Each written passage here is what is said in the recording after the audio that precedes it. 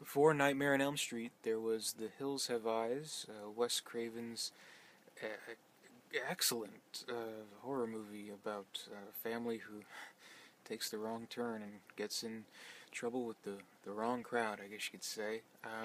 Really, really great horror movie. It doesn't have any kind of stoplight to it. I mean, it doesn't pull any punches, basically. It's it dares to be brutal. I mean, probably by today's standards, maybe not uh, as horrible as something you'd see, but there's some pretty nasty stuff. I mean, there's rape, there's murder, there's torture. Uh, the one guy takes the head off a bird and drinks the blood. I mean, that's messed up stuff. This is a messed up movie from a messed up mind, and God bless you, Wes Craven, for having such a messed up mind and bringing us such a harrowing horror film. Really, really something that I think it has something to say about the American family unit or what have you. I mean, there's just these, RVers. They just want to, have a good time, but then they're pitted in this extraordinary circumstance, and their very will to live is tested by these maniacs, these monsters, these hill folk, I guess. So it's really, really well done. It does have a gritty style to it, both intentional and non-intentional. Like, it does have a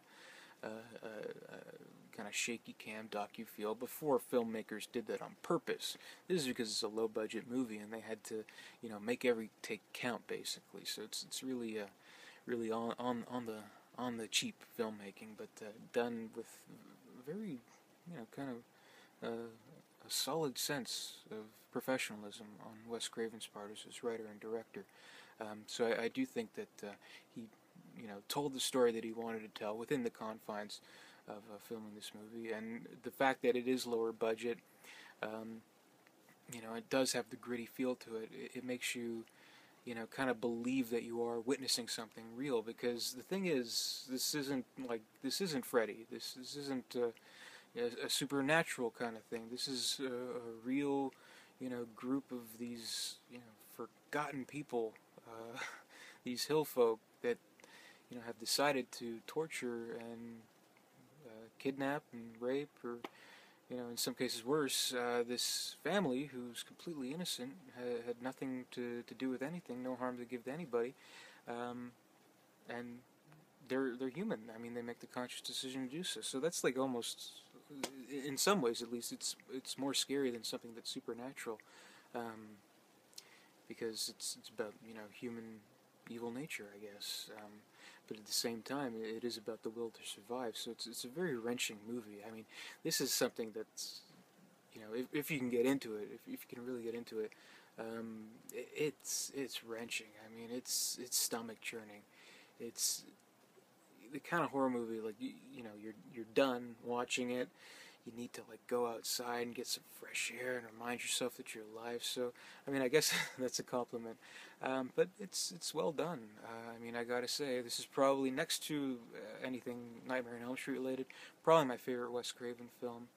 I thought he delivered a really unique and satisfying tale of survival. So, side note, the remake is pretty good too. I still prefer for the original, though I know a lot of people will argue, well, the remake has more to it, and yeah, it kind of does. Like, it kind of goes to sort of explain why those hill folk are the way they are, with like the nuclear testing and stuff like that. But I'll take this. I mean, I'll take this. Though the remake is a good companion to it, I wouldn't say the remake is bad. So yeah, that's all I have to say about Wes Craven's The Hills Have Eyes, and thank you for watching.